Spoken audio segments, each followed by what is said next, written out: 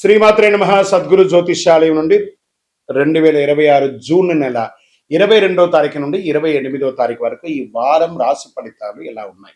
మేషరాశి నుంచి మీనరాశి వరకు ప్రతి వరకు ఒకరికి ఒక క్యూరియాసిటీ, నాకు ఈ వారం ఆరోగ్యం ఎలా ఉంటుంది, ఉద్యోగం ఎలా ఉంటుంది, వ్యాపారం ఎలా ఉంటుంది, నా జీవితం అంతా ఎలా ఉంటుందని తెలుసుకునే ఒక తాపత్రయంలో మా ఛానల్ చూస్తున్నటువంటి మిత్రులారా, చూస్తున్నారు కదా, సబ్స్క్రైబ్, ఒక లైక్, ఒక షేర్, ఒక గంట గుర్తు కొట్టేద్దామా?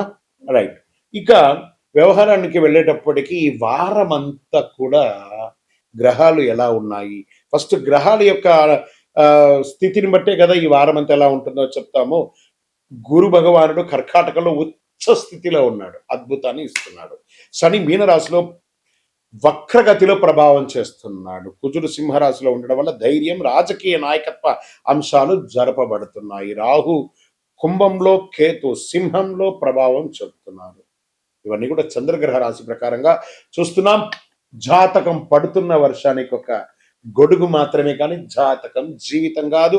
మీరు మిమ్మల్ని నమ్మండి, మీ యొక్క జీవితాన్ని నమ్మండి, మీ యొక్క ఇష్టదేవాన్ని నమ్మండి. మిథున రాశి మిత్రులారా, ఈ యొక్క వారం అంతా కూడాను మీకు షేర్ మార్కెట్ మీద కాస్త రిస్క్ తగ్గించుకోండి.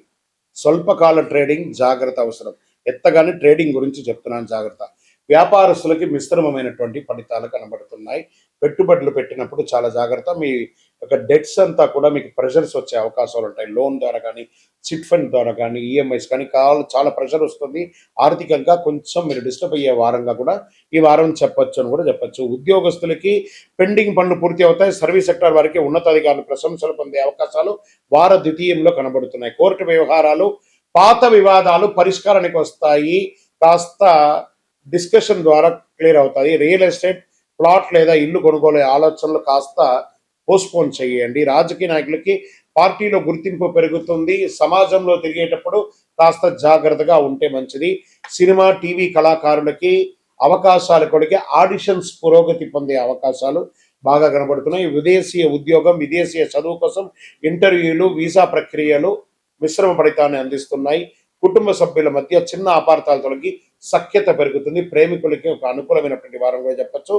విద్యార్థులకి కాంపిటేటివ్ ఎగ్జామ్ పరీక్షలు అనుకూలం ఇస్తున్నాయి.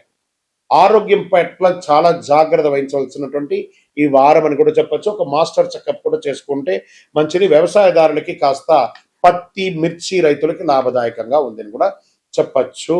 ఈ వారం అంతా కూడా అదృష్ట సంఖ్య 5, ఆకుపచ్చ అదృష్ట రంగుగా ఉండొచ్చు. అదృష్ట దిక్కు ఉత్తర దిక్కు, ప్రయాణాలు మంచిది. విష్ణు సహస్రనామ పారాయణం చేయండి. ఇంకను మీ యొక్క వ్యక్తిగత జాతకం తెలుసుకోవడానికి మీ పరిసర ప్రాంతాల్లో ఉన్నటువంటి గురువుల్ని సంప్రదించండి. లేదు గురుగారు, మేము మీ దగ్గరనే తెలుసుకోవాలని అనుకుంటున్నాము. అయితే ఏం చేస్తారంటే డిస్ప్లేలో కనబడుతున్నటువంటి నెంబర్కి మీ పేరు, మీ డేట్ ఆఫ్ బర్త్, మీ ప్లేస్ ఆఫ్ బర్త్, మీ టైమ్ ఆఫ్ బర్త్ కంపల్సరీ పెట్టండి. వాట్సాప్ చేయండి. తప్పకుండా మా అడ్మిన్స్ మీకు రిప్లై ఇస్తారు. ఇంకా ఈ జాతకం కాకుండా మాకు ఏమైనా ఇంకా అదృష్టకరమైనటువంటి వస్తువులు ఏమైనా ఇస్తారంటే అతి శక్తివంతమైనటువంటి 48 రోజులు పూజ చేసినటువంటి కరుంగాళి మాల కూడా మన యొక్క ఆర్గనైజేషన్ నుంచి వస్తుంది. మన దేవాలయంలోనే పూజ చేసి అందిస్తున్నాము. కావలసిన వారు సంప్రదించారు. దేవుడు మనకు జీవితంలో పరీక్షలు ఎందుకు పెడుతున్నారని ఒక ప్రశ్న అడుగుతున్నారు. దేవుడు మనకు పరీక్షలు పెట్టడం, మనకు ఆయనకేం పని లేదండి. మిమ్మల్ని ఎంచుకొని మీకు పరీక్షలు పెట్టడం అనేది కాదు. మనం ఎంచుకున్నటువంటి దారి, ఆ దారిలో మనం పుట్టినప్పటి నుంచి మరణించేంత వరకు మీ యొక్క రాత ఇది అని చెప్పి రాసి పంపించేస్తాడు. అర్థమైందా? ప్రతి ఒక్కరికి కూడాను ఈ యొక్క తల్లిదండ్రులకి పిల్లవాడు గాను, ఒక భార్యకు ఒక భర్తకు భర్త భార్య గాను, భార్యకు భర్త గాను, పిల్లలు గాను, అత్తమామలు గాను, ఫ్రెండ్స్ గాను, ఉద్యోగం గాను, వృత్తి గాను నిర్ణయించబడింది మరణం వరకు. మరి ఇందులో వచ్చే పరీక్షలు అంటారు చూసారా, భగవంతుడు దీన్ని కొంచెం ఫర్నిష్ గా చెప్పుకుంటే చెరిష్ ద గిఫ్టర్, అబ్యూస్ ద గిఫ్టర్ అని అంటారు అనమాట. భగవంతుడు మనకు ఒక అద్భుతమైనటువంటి గిఫ్ట్, ఈ శరీరాన్ని ఇచ్చాడు. దేహో దేవాలయ భక్తి అని చెప్పేసి ఒక జీవితాన్ని, మానవ జన్మనిచ్చాడు. ఇందులో మనము చక్కగా పరోపకారార్థి ఇదం శరీరం అనుకుంటూ మనం చేయాల్సిన కార్యక్రమాలు చేసుకుంటూ ఇతరులను చేసుకుంటూ పోతే అన్ని రకాలుగా ఉంటుంది. ఎప్పుడైతే మనలో స్వార్థం అది వస్తుందో, ఆశ అవన్నీ పెరుగుతుందో, అప్పుడు దారి తప్పుతూ ఉంటాం. ఆ దారి తప్పినప్పుడు అవసరాలు పెరుగుతాయి. ఆ అవసరాలకు తగ్గట్టుగా అవకాశాలు ఉంటే దానికి అప్పులు చేయడము, లేకపోతే ఇతరులను ఏమార్చడము, సమాజంలో ఇబ్బంది పెట్టడము, దాన్ని మనం ఏం చేస్తాం, భగవంతుడు నాకే ఇన్ని కష్టాలు ఇస్తావా అని భగవంతుడిని బ్లేమ్ చేయడం. ఆయనకి ఏమైనా పనే? మీరు పుట్టినప్పటి నుంచి మీరు మరణించేంత వరకు ఒక్క క్షణం కూడా ఆగకుండా గుండె కొట్టుకుంటూ ఉంటుంది. అప్పుడు మీకు పరీక్ష పెడుతున్నాడా భగవంతుడు, అనుగ్రహం ఇస్తున్నాడా? మనమైనా ఒక్కొక్కసారి శ్రద్ధగా ఉండం, అలా పడుకుంటా ఇలా లేస్తాం. మీరు పడుకున్నా, లేసినా, తిన్నా, ఏమేమి వేషాలు వేసినా వాటన్నిటినీ సగిస్తూ భావిస్తూ మీ హృదయం డబ్ డబ్ డబ్ డబ్ డబ్ డబ్ డబ్ డబ్ను కొట్టుకుంటూ ఆ ప్రాణవాయుని ఇచ్చే భగవంతుడికి కృతజ్ఞత చెప్పండి. కానీ భగవంతుడు ఇబ్బంది పెట్టాడు, భగవంతుడు అనుగ్రహప్రదాయుడు. మీ ఆశలు, మీ అలవాట్లను అదుపులో పెట్టుకుంటే జీవితం అంతా సుఖ సంతోషాలతో ఉంటారు. విజయోస్తు. గురుగారు, ఒక ప్రశ్న ఉందండి. నిజమైనటువంటి భక్తి అంటే ఆలయానికి వెళ్ళడమేనా? ఆలయానికి వెళ్ళే పూజలు, పురస్కారాలు, హోమాదులు చేస్తేనే భక్తియా, లేకపోతే ఏ రకంగా ఉండొచ్చు అని అంటే, ఇప్పుడు మాధ్యమాల ద్వారా చూస్తున్నారు చూసారా, యూట్యూబ్ ద్వారాను, టీవీ ద్వారాను చూస్తున్నారు కదా. ఎలా మీకు నేను కనెక్ట్ అయ్యాను? త్రూ శాటిలైట్ ద్వారా వెళ్ళి మీకు నేను కనెక్ట్ అయ్యాను కదా. అలాగే భగవంతుడి దగ్గరికి కూడా అలా కళ్ళు మూసుకొని ఉండగా ఆ స్వామివారి యొక్క దివ్యమంగళ తేజోమయమైనటువంటి రూపం కనబడి ఆ స్వామివారితో కనెక్ట్ అవ్వాలి. అది మీరు ఆలయంలో కూర్చుంటారా, ఇంట్లో కూర్చుంటారా, ఇంకో చోట కూర్చుంటారా అనేది కాదు ప్రశ్న. మీరు భగవంతుని ప్రార్థన చేస్తారా లేదా అనేది ముఖ్యం. ఎందుకు ఆలయాలకి ఒక ప్రత్యేకత ఉంది అని అంటే, ఒక యంత్ర ప్రతిష్ఠ చేసి నిత్య పూజలు చేసి ఒక పవిత్రమైనటువంటి భక్తులందరూ కూడా వచ్చి దర్శనం చేసుకున్నటువంటి ఎంతో పుణ్యాత్ములు నడిచిన భక్తుల యొక్క పాదధూళిలో భగవంతుడు ఉంటాడని చెప్తారు. కాబట్టి అక్కడ పవిత్రమైనటువంటి స్థలంగా ఉంటుంది. కాబట్టి ఆ దేవాలయాలకి వెళ్ళి దర్శనం చేసుకోవడం అనేది ఒక సిస్టమ్ ఉంది. కాబట్టి అక్కడ మంత్రోచ్చారణతో ఉంటుంది. కాబట్టి అక్కడికి వెళ్ళడం మంచిది. మన ఇంటిలో కూడా దేవాలయము, ఒక దేవుడు రూమ్ అనేది ఉంటుంది, అక్కడ ఉంటుంది. కానీ 24 గంటల సేపు మనలో ఆత్మ అనే ఒక దేవుడు మనల్ని పరీక్షిస్తూ చూస్తున్నాడు. తత్వమసి, దట్ ఈస్ కాల్ తత్వం అసి. నువ్వు దేన్నైతే చూడడానికి, దేన్నైతే పొందడానికి ప్రపంచంలో తిరుగుతున్నావు అది నీలోనే ఉంది, చూసుకో. అహం బ్రహ్మాస్మి అని చెప్పాడు. భగవంతుడు నీలోనే ఉన్నాడు. శివం శివం శివం. ఈ శివం లేకపోతే దాన్ని శవం శవం శవం అంటారు. కాబట్టి దేవాలయానికి పూజ చేయాలా, నీలో పూజ చేయాలా అనేది కాదు. పూజ చెయ్యి, కనెక్ట్ అవ్వు భగవంతుని. నువ్వు పూజించకపోతే కొట్టడు భగవంతుడు, కానీ పూజిస్తే నువ్వు ఇంకా బాగుంటావు. బాగా గుర్తుపెట్టుకోండి.